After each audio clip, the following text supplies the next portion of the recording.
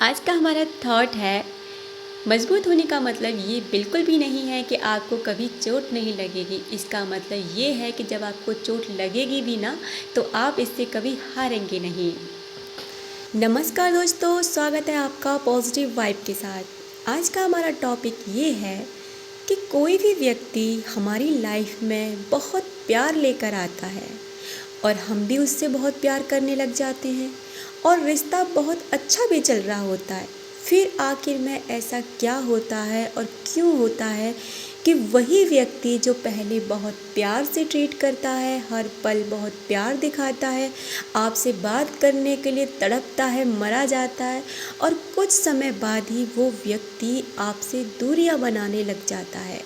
आखिर में ऐसा क्यों होता है कि पहले वही व्यक्ति आपसे बिना बात किए एक पल भी नहीं रह सकता और वही व्यक्ति कुछ समय बाद ऐसा हो जाता है कि वो आपकी शक्ल तक देखना नहीं चाहता। ऐसा क्यों होता है? ये यही नहीं होता कि कोई बॉयफ्रेंड या गर्लफ्रेंड के साथ में ही हो, ये कोई भी रिश्ता आपका हो सकता है। कोई दोस्त हो सकता है, कोई बिजनेस पार्टनर हो सकता है, कोई फैमिली मेम्बर हो सकता है। आपने अक्सर देखा होगा कि कहीं आप जब ट्रैवल करते हैं तो उस दौरान आपको कोई ऐसा व्यक्ति मिलता है जिससे मिलकर आपका मूड बहुत खुश हो जाता है और बात करके आपको बहुत सुकून मिलता है और ऐसा लगता है कि इससे बातें करते रहो। और वहीं कहीं एक ऐसा व्यक्ति भी मिलता है कि आप उससे 2 मिनट भी बात नहीं करना चाहते। उससे बात करके आपके अंदर पूरी की पूरी नेगेटिविटी भर जाती है और आपकी जो खुद की ऊर्जा होती है ना, खुद की एनर्जी होती है, वो भी डाउन हो जाती है। क्यों होता है ऐसा? जानते हैं ऐसा क्यों होता है? क्योंकि ये सब के सब चीज़ें यूनिवर्स के द्वारा की जाती हैं।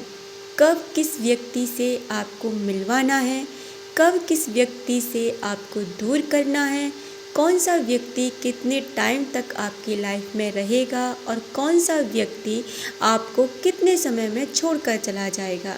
क्यों? क्योंकि ये जो आज का हमारा जीवन है ना, वो केवल और केवल हमारे कर्मों के आधार पर, हमारे विचारों के आधार पर और हमारी जो सोच है ना, जो हम अंदर से सोचते हैं, जो हम अंदर से दूसरों को दे रहे हैं, उसके आधार पर चलता है। मान आप कहेंगे कि उस व्यक्ति के साथ तो मैंने ऐसा कुछ भी नहीं किया था, तो उसी व्यक्ति ने मुझे चोट क्यों पहुंचाई? मैं तो उससे बहुत प्यार करता था। देखिए, उसी व्यक्ति से तो आप प्यार करते थे ना, लेकिन कुछ व्यक्ति आपकी लाइफ में ऐसे भी आए होंगे जो आपसे प्यार करते होंगे, जो आपको पसंद करते होंगे, लेकिन आपने वही रवैया उनके लिए अपनाया जो आज आपके साथ हो रहा है। तो आपको क्या होगा कि वो चीज़ आपको कहीं न कहीं से देखने को ज़रूर मिल जाएगी कि आप जो दे रही हैं ना, वही आपको मिल रहा है और जो आप सोच रहे हैं वही आपके साथ हो रहा है। बस इतना सा लॉजिकल फंडा है। कोई भी माँ बाप एक बेटे से बहुत प्यार करते हैं और वही दूसरे बेटे से उनका इतना लगाव नहीं होता। क्यों? क्योंकि हम इन चीज़ों को कुछ पास्ट उससे जोड़ते हैं कि पास्ट रिलेशन रहा होगा, यानी कि पिछले जन्म का कोई हिसाब किताब रहा और होता है ये चीज़। अब देखो, मानने को बहुत लोग मानते हैं कि जन्म पुनर्जन्म मरण होता है, बहुत से लोग नहीं मानते। जो नहीं मानते उनसे तो मैं कुछ भी नहीं कहना चाहूँगी, लेकिन जो मानते हैं उनसे ज़रूर कहना चाहूँगी कि ये जो भी आपको पता है, हमारा जो शरीर है ना, वही मरता है और वही उसी का अंत होता है। जो हमारी स्पिरिट है, जो हमारी आत्मा है ना, वो पता नहीं जाने कितने जन्मों के संस्कार साथ लेकर आती है और कितने जन्मों के कर्माज को भी साथ रखती है। इसी वजह से हमें पता नहीं कोई सा किस समय पर आकर के अपना बदला लेगा और किस समय आपको हिट करेगा।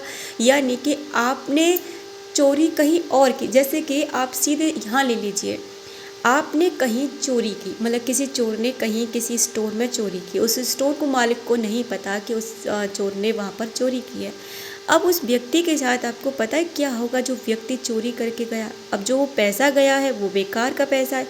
कुछ पैसा वो दारू में बर्बाद करेगा, कुछ पैसे का जुआ खेलेगा, कुछ पैसा उसकी बीमारी में चला जाएगा, यानी कि अगले कुछ ही 4 घंटों में, कुछ दिनों में वो पैसा उसके हाथ से पूरी तरह फिसल जाएगा और फिर से वो वही स्थिति पर पहुंच जाएगा, वो फिर से चोरी करेगा। क्यों? क्योंकि ऐसा धन कभी नहीं रुकता। क्योंकि हम लोग क्या कहते हैं ना कि धन बेकार होता है, धन कभी बेकार नहीं होता। धन हमेशा हमारे फ़ायदे के लिए होता है, बहुत महत्वपूर्ण होता है। और ख़राब होता है तो केवल और केवल उसके कमाने का आपका ज़रिया।